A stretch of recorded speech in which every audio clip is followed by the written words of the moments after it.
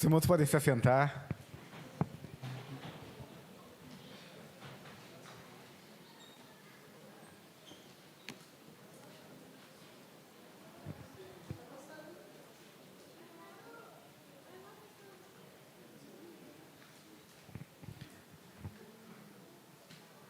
Eu quero compartilhar com os irmãos o texto da palavra de Deus que se encontra em 2 Coríntios, capítulo 5, verso 17 a 21.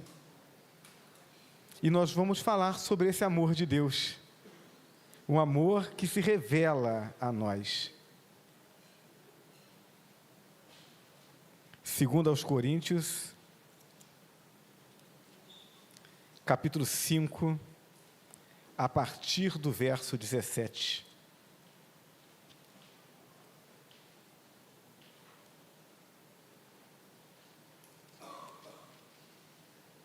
Até o verso de número 21.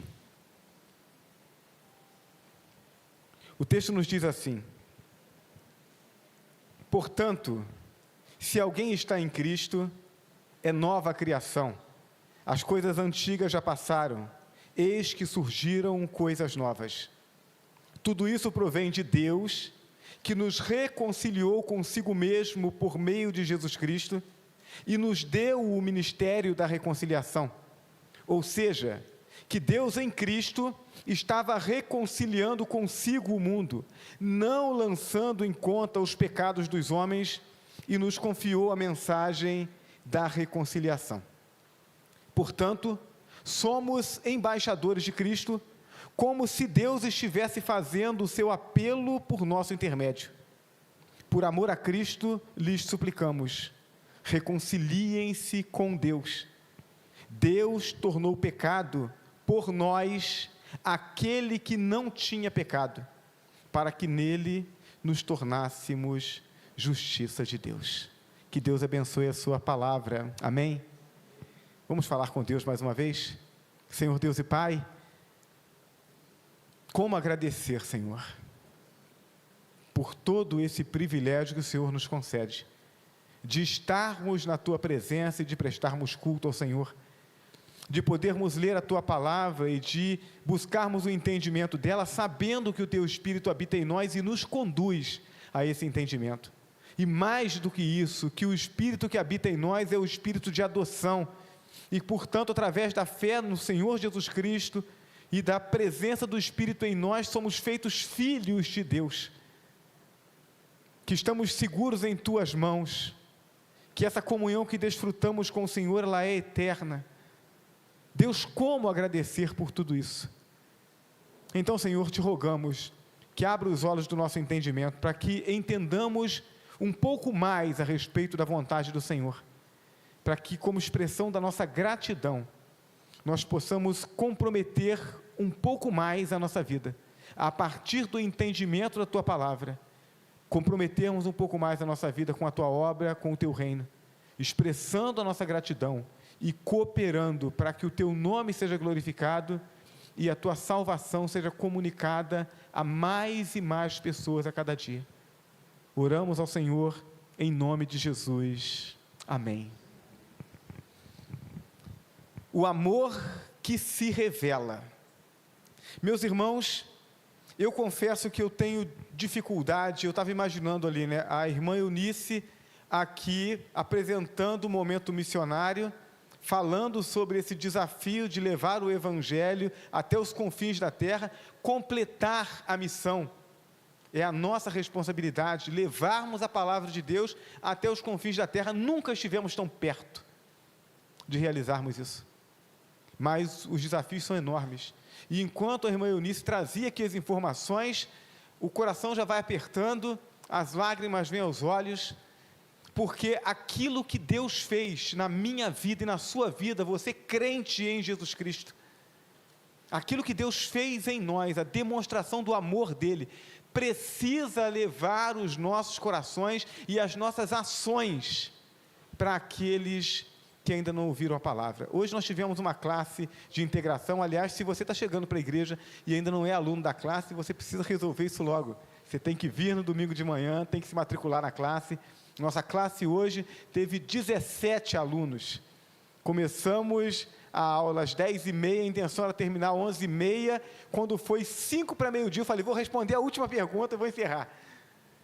Que bênção que foi a classe hoje. Aí terminou a classe, um dos alunos perguntou assim, pastor, eu queria que o senhor falasse a respeito do que o senhor pensa daquelas pessoas que nunca tiveram a oportunidade de ouvir do Evangelho.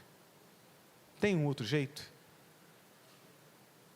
A gente gostaria de dizer que sim, mas biblicamente não. E isso deve nos incomodar. O Evangelho chegou a mim e a você. O amor de Deus nos alcançou. Esse amor é estendido a toda a humanidade, mas ele alcança a humanidade através de nós, a sua igreja.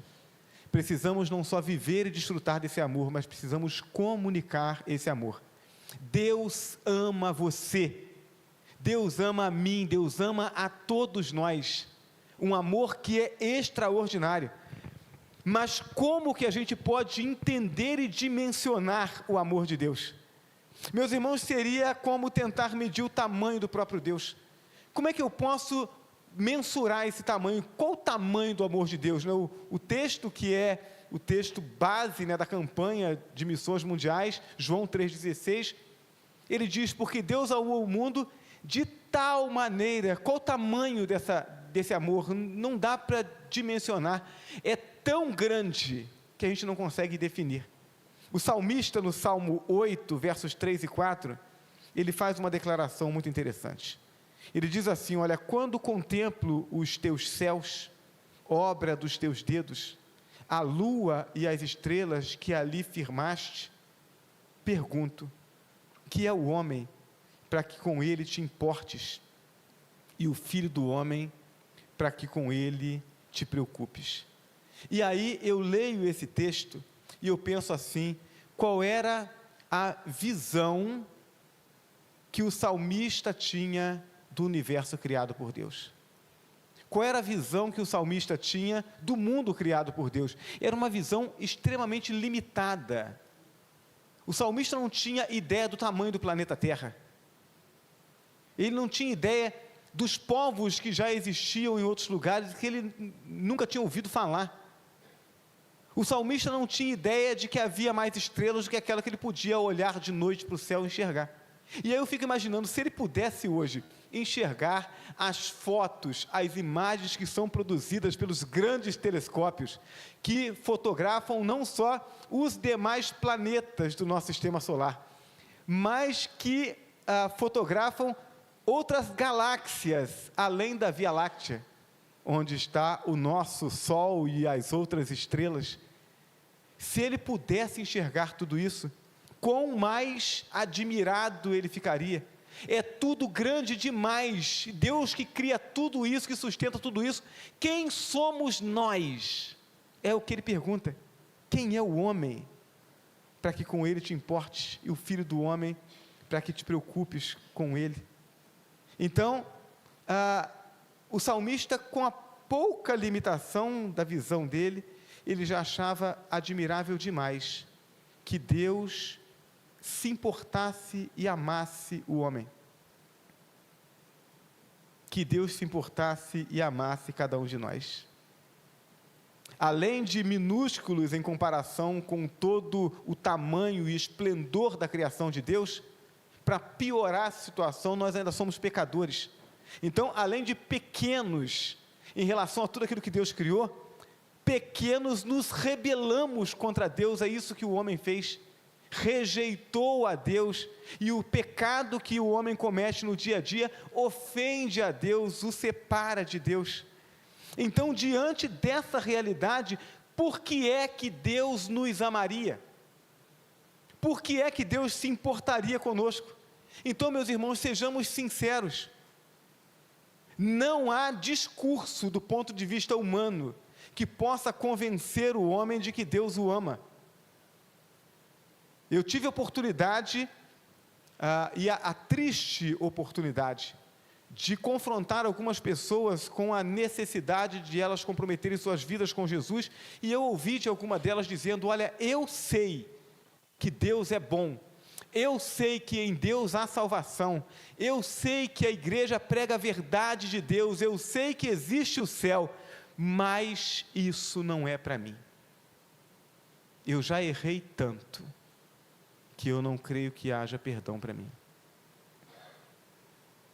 Então talvez a gente não ouça isso de tantas pessoas, mas talvez esse seja o pensamento presente na mente, no coração de muitas pessoas.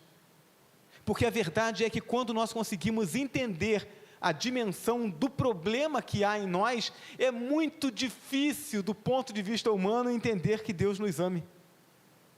Não há discurso que nos convença. E por causa disso, Deus não nos trouxe um discurso.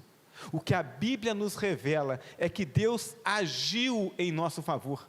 Deus não discursa a respeito do amor, Deus age e demonstra o seu amor, e o amor de Deus por nós foi revelado na cruz. Cristo, Filho de Deus, entregou a vida por nós. Deus nos ama com um amor que se revela, que não fica escondido. E como esse amor se revela? Primeiro, esse amor se revela na providência de um sacrifício perfeito. O texto que nós lemos, o apóstolo Paulo diz que aquele que não tinha pecado, Deus o fez pecado por nós. O texto está falando de Jesus. Meus irmãos, o problema da separação que há entre o homem e Deus não está, entendam isso, nos atos isolados. Então, às vezes a gente vai falar com as pessoas sobre a necessidade dela se arrepender do seu pecado, e ela diz, não, mas olha, eu não fumo, não bebo, não mato, não roubo, não desejo mal para ninguém, então eu não tenho pecado. E eu quero dizer para você que o problema do pecado vai muito além desses atos pontuais, de alimentar um vício, quer seja do tabagismo, do alcoolismo ou de outras drogas ilícitas, de matar, roubar, mentir. O problema do pecado vai muito além disso. O problema do pecado está relacionado com essa corrupção que há no coração do homem, na natureza do homem, e que o motiva a todos os tipos de atos contrários à vontade de Deus, e que rejeitam e que não reconhecem a soberania de Deus sobre a sua vida. A alma do homem está escravizada pelo pecado, e o homem não tem como resgatar a sua alma escravizada. Em Marcos capítulo 8, verso 37, a Bíblia diz assim, ou o que o homem poderia dar em troca da sua alma? O que o homem poderia dar para resgatar a sua alma? Assim, ainda que um bom homem sacrificasse sua vida, o seu sacrifício não pagaria mais do que a sua própria dívida de pecado. Uma pessoa que vivesse para sacrificar toda a sua vida pelos outros, e que no final das contas entregasse a sua própria vida como oferta e sacrifício a Deus, ele não estaria fazendo mais do que pagando o seu próprio pecado, porque o salário do pecado é a morte. Ele estaria recebendo o que ele merece, a morte e a separação de Deus. Por quê? Porque ele é pecador. Sua morte seria consequência e não oferta. Não há nada que humanamente possamos fazer e que nos livre do poder que o pecado tem sobre nós. Mas Deus providenciou um sacrifício perfeito, ao oferecer o seu próprio Filho na cruz por todos nós. É isso que João 3,16 diz, porque Deus tanto amou o mundo, que deu o seu Filho unigênito, para que todo o que nele crer não pereça, mas tenha a vida eterna. Então, aquilo que nós não podíamos fazer, Deus, por amor a nós, Ele fez. Através da morte de Jesus, Deus nos dá vida. O sacrifício foi perfeito, porque Jesus não pecou jamais. O que a Bíblia fala a respeito de Jesus é que Ele toma o nosso lugar e recebe sobre Ele a nossa condenação, porque nós somos pecadores, mas Ele não. Isaías capítulo 53, verso 9, o profeta, 700 anos antes de Jesus nascer, ele profetizava a respeito desse Messias, dizendo, foi-lhe dado um túmulo com os ímpios, e com os ricos em sua morte, embora não tivesse cometido qualquer violência, nem houvesse qualquer mentira em sua boca. E o escritor aos Hebreus, no capítulo 4, verso 15, ele diz: pois não temos um sumo sacerdote que não possa compadecer-se das nossas fraquezas, mas sim alguém que, como nós, passou por todo tipo de tentação, porém sem pecado. Jesus não pecou, e não pecando, não atentando contra a vontade de Deus, mas vivendo uma vida de submissão a Deus, vencendo as tentações, Jesus pôde dar a vida por nós. Ele não merecia a morte, por isso podia morrer em nosso lugar. Jesus não pecou, não desobedeceu a Deus, não contrariou a vontade do Criador, não ignorou a sua palavra, e se ele não pecou, ele não merecia a morte. Por isso pôde apresentar-se como oferta de pecado, conquistando para todo aquele que nele crê a reconciliação com Deus, a salvação e a vida eterna. A gente tenta facilitar essa coisa de arrependimento e de ajuste com Deus, porque a gente não entende de forma mais profunda a natureza de Deus. O Deus que é amor e que vem a nós, que nos ama e nos quer salvar, esse Deus também é o Deus todo santo e que não pode lidar com o pecado. A santidade de Deus consome o pecado onde ele estiver. E esse Deus também é justiça, e a justiça de Deus exige que o pecador seja condenado. É por isso que Jesus precisava morrer. Porque para que o amor de Deus se manifestasse a nós, e ele se manifesta na cruz, a justiça de Deus precisava ser satisfeita. Para que nós tivéssemos perdão dos nossos pecados, a condenação que estava sobre nós precisava ser lançada sobre Jesus. O pecado que estava sobre nós precisava ser punido de alguma forma. Se não fosse em nós, teria que ser em outro, e esse outro é Jesus.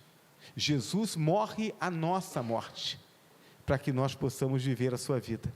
Então, o amor de Deus se revela primeiro na providência desse sacrifício perfeito. Jesus é o sacrifício perfeito, e é por isso que nós precisamos anunciar essa palavra de salvação.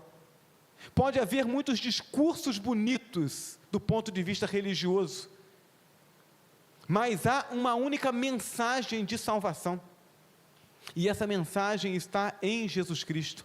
Em nenhum outro há salvação, porque debaixo do céu nenhum outro nome há, dado entre os homens, pelo qual devamos ser salvos. Então, o amor de Deus se revela em um sacrifício perfeito, mas o amor de Deus também se revela na transferência desse pecado, e a Bíblia fala de forma muito clara a respeito disso. 2 Coríntios 5, verso 21, Deus tornou pecado por nós aquele que não tinha pecado. Então, o que nós temos nesse plano de Deus é uma humanidade pecadora e, portanto, separada de Deus e condenada à separação eterna. E do outro lado nós temos o Filho de Deus sem nenhum pecado.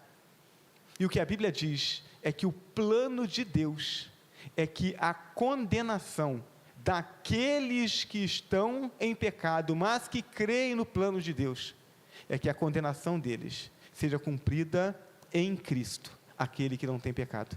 Jesus, não merecendo a morte, morre a minha e a sua morte. O grande milagre da salvação está exatamente na transferência dos pecados dos homens para sobre o justo Jesus. Então, isso cumpre um ensino do Velho Testamento. Quando Deus estabelece o culto entre o povo de Israel, ele vai estabelecer que para que alguém que tivesse cometido um pecado e se arrependesse e quisesse o perdão de Deus, que essa pessoa deveria procurar o sumo sacerdote, levar um cordeiro de no máximo 3 anos de idade, sem nenhum defeito, e então apresentaria o cordeiro diante do sacerdote, e ali diante do sacerdote ele colocaria a mão sobre a cabeça do cordeiro e confessaria o seu pecado, num ato simbólico de transferência do seu pecado para aquele cordeiro, e então o cordeiro seria sacrificado, porque sem derramamento de sangue não há purificação de pecados. Mas aí eu pergunto aos irmãos, a morte daquele cordeiro, o derramamento do sangue daquele animal, era suficiente para poder purificar aquele pecador do seu pecado? Não, o que a Bíblia diz é que nunca ninguém foi perdoado dos seus pecados por causa do derramamento do sangue de animais. Aquilo era apenas um símbolo que apontava para aquilo que Jesus já tinha feito na eternidade, mas que faria ainda na história. Então, aqueles que agiram dessa forma no passado, agiram com fé na promessa do Cristo que haveria de vir, o Cordeiro de Deus que tira os pecados do mundo. E aqueles que, após o sacrifício de Cristo, depositam a sua confiança neste sacrifício, então são salvos e são purificados dos seus pecados pela fé no sangue do Cristo que derramou na história o seu sangue por nós. Isaías 53, versos 4 a 6, a Bíblia diz assim: certamente Ele tomou sobre si as nossas enfermidades, e sobre si levou as nossas doenças. Contudo, nós o consideramos castigado por Deus, por Ele atingido e afligido. Mas Ele foi traspassado por causa das nossas transgressões, foi esmagado por causa das nossas iniquidades. O castigo que nos trouxe a paz estava sobre Ele, e pelas suas feridas fomos curados. Todos nós, tal como ovelhas, nos desviamos, cada um de nós se voltou para o seu próprio caminho, e o Senhor fez cair sobre Ele a iniquidade de todos nós.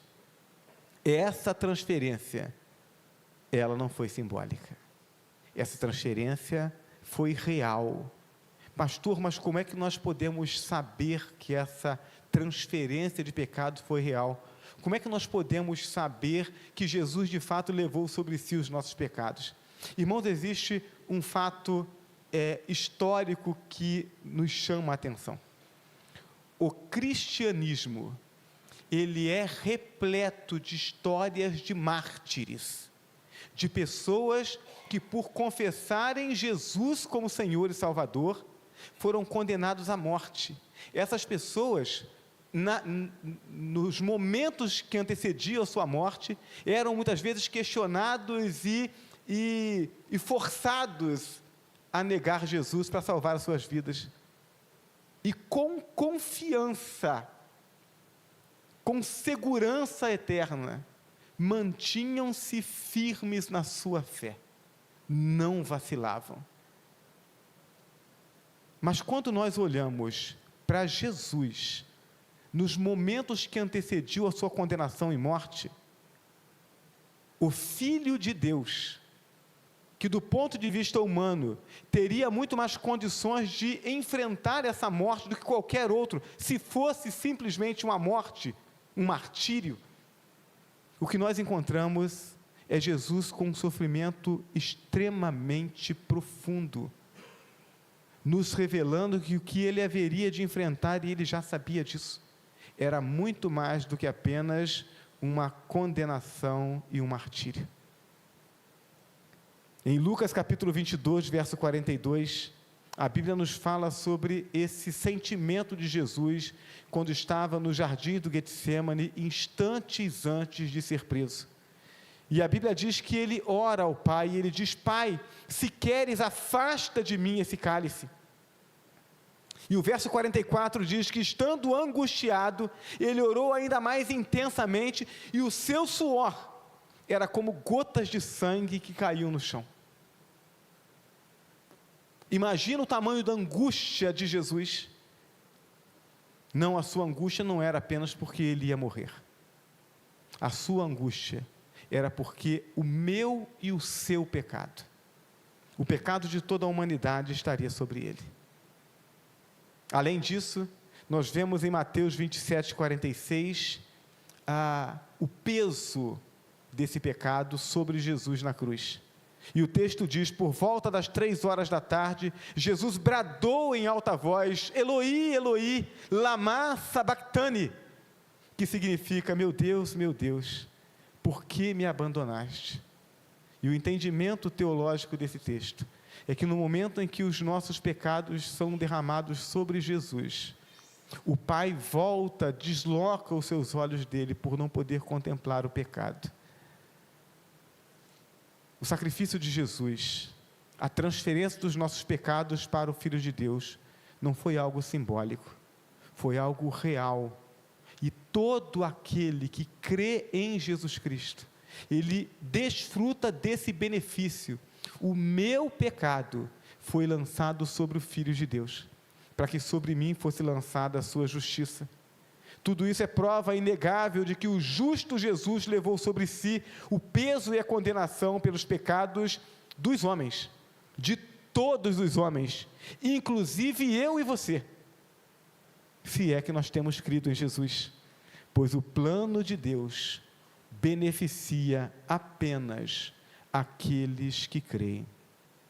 Jesus morreu por todos, e a salvação de todos está nas mãos dele, mas só desfrutam da salvação aqueles que creem. O amor de Deus se revela no plano perfeito, no sacrifício perfeito. O amor de Deus se revela na transferência do pecado. E em terceiro e último lugar, o amor de Deus se revela na justificação daquele que crê. O texto de Coríntios, de 2 Coríntios diz, para que nele nos tornássemos justiça de Deus. A ação de Deus em nosso favor, a revelação do amor de Deus por nós, é para que nele nós nos tornássemos justiça de Deus. E aqui nós encontramos o grande benefício da salvação. A justiça pertence a Cristo, a condenação pertence a nós, os homens pecadores. Mas Jesus submeteu-se à condenação que era nossa, para disponibilizar a nós a sua justiça. Essa justiça é concedida a todo aquele que crê em Jesus e o recebe como único e suficiente Senhor e Salvador. Por isso, Romanos capítulo 8, verso 1, nos diz, portanto, agora já não há condenação para os que estão em Cristo Jesus. E esse texto faz muito sentido quando nós lemos o capítulo anterior, o capítulo 7, em que Paulo vai falar sobre toda a sua luta para resistir ao pecado, mas confessa, o pecado está em mim, eu quero fazer o que é certo, mas o mal está sempre diante de mim. Eu quero fazer a coisa certa, mas vez por outra eu estou fazendo aquilo que é errado. Há um desejo, há um pecado em mim do qual eu não consigo me livrar. Mas, ele diz, dou graças a Deus por Jesus Cristo. E então, no início do capítulo 8, ele declara, nenhuma condenação há para aqueles que estão em Cristo Jesus. Eu não deixei de ser pecador, mas eu sou um pecador inconformado com o meu pecado. E cada vez que eu me pego em pecado, o meu desejo é de dobrar os meus joelhos, confessar a Deus, pedir perdão a Ele, dizer, Senhor, o Senhor está certo, e eu estou errado.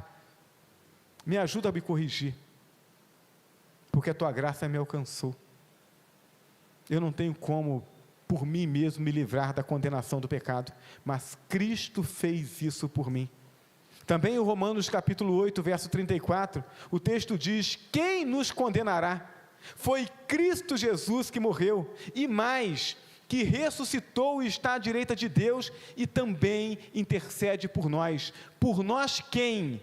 Por nós os que cremos nele, por nós os que confessamos o seu amor, confessamos reconhecer no seu sacrifício o plano de Deus para a nossa salvação, e nos dobramos diante dele, reconhecendo como nosso Senhor e Salvador. Jesus já sofreu a condenação no lugar dos seus. Agora, quando Deus olha para nós, os que aceitamos o sacrifício de Jesus e nos rendemos a Ele, Deus nos vê revestidos da justiça de Deus, que está em Jesus Cristo. Deus não nos vê mais como pecadores, que precisam ser afastados da presença dEle, mas como filhos amados revestidos da justiça que há em Jesus Cristo. Justiça total, perfeita, eterna, que está à disposição de todos, indistintamente, pela fé em Jesus Cristo. O mundo ao nosso redor Ele trabalha através de piadas, de vídeos, de filmes, de ideias, de discursos, a fim de desconstruir a proposta do plano de salvação de Deus, a fim de ridicularizar e de diminuir o valor, de esvaziar o valor do plano de salvação de Deus. É isso que o mundo, que a sociedade ao nosso redor faz. Mas, apesar de tudo isso, o milagre de Deus continua acontecendo todos os dias.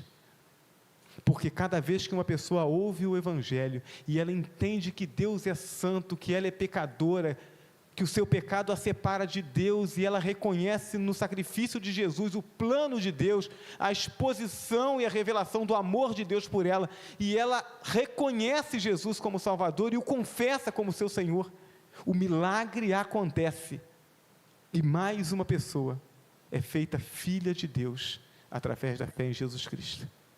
Por isso que nós nos esforçamos por declarar essa palavra, por isso que nós nos esforçamos por realizar o trabalho missionário, para que essa mensagem de salvação alcance a todas as pessoas em todos os lugares desse mundo.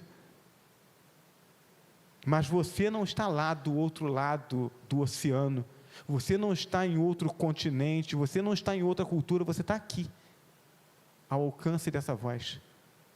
E nessa noite, você ouviu a respeito do plano de salvação, a respeito do amor de Deus, que Deus ama você, e que não importando a história que você tenha, Deus quer salvar você, Deus quer cuidar de você. Você nessa noite teve a oportunidade de ouvir a respeito do amor de Deus, um amor que não ama de longe, um amor que não é mero sentimento, um amor que se sacrifica, um amor que dá o seu melhor para alcançar a sua vida.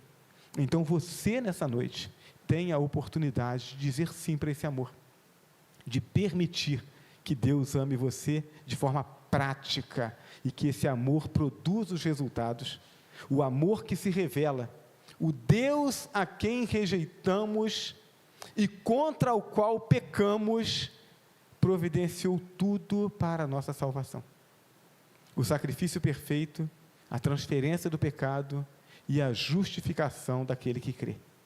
Ao homem resta apenas aceitar o plano salvador, reconhecer sua impotência e carência, e submeter-se à soberania de Deus, e permitir que o amor de Deus o preencha, inunde e transforme.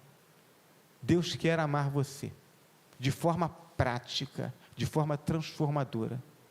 Ele já demonstrou o amor dele na cruz, mas para que ele demonstre o amor dele na sua vida, você precisa reconhecê-lo, você precisa abrir o seu coração, você precisa dizer: Senhor, eu acredito no seu amor, eu acredito na revelação do seu amor na cruz, eu acredito que Jesus morreu naquela cruz por mim, e eu aceito esse sacrifício, eu entrego a minha vida, eu me rendo ao Senhor, para reconhecê-lo como meu Salvador e meu Senhor. Você precisa tomar essa decisão, para que então o milagre aconteça na sua vida. Você crê nesse milagre? Você deseja esse milagre? Então diga isso para Deus. Eu quero convidar a igreja a fecharmos nossos olhos, nós vamos orar ao Senhor, e eu quero convidar você que ouviu essa palavra, e o desejo do coração de nós que fomos alcançados por Deus é que as pessoas entendam isso, e eu não sei como é que está o seu coração, mas eu quero crer que essa palavra fez sentido para você, do mesmo jeito que fez sentido para mim no dia em que eu entreguei minha vida a Jesus. E o meu desejo é que você entregue sua vida a Jesus nessa noite. Você deseja fazer isso? Se você deseja, ore comigo dessa forma, diga assim: Senhor Deus, muito obrigado, porque o Senhor me trouxe a esse lugar e me permitiu ouvir essa palavra, e abriu o meu entendimento para que eu pudesse me enxergar como pecador, muito mais do que em qualquer outro momento da minha vida, e entender que esse pecado tem me separado do Senhor. Obrigado, Senhor, porque nessa noite o Senhor me permitiu entender o teu amor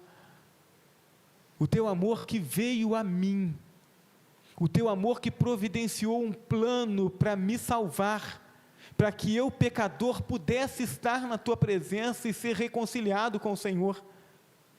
Obrigado, Senhor, porque o teu Filho Jesus Cristo me amou a ponto de dar a vida por mim, e porque Ele apresentou o sacrifício perfeito,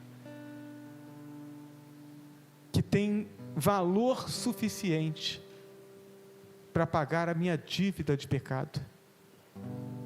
Obrigado, Senhor, porque a proposta do Senhor é de transformação, e eu quero essa transformação.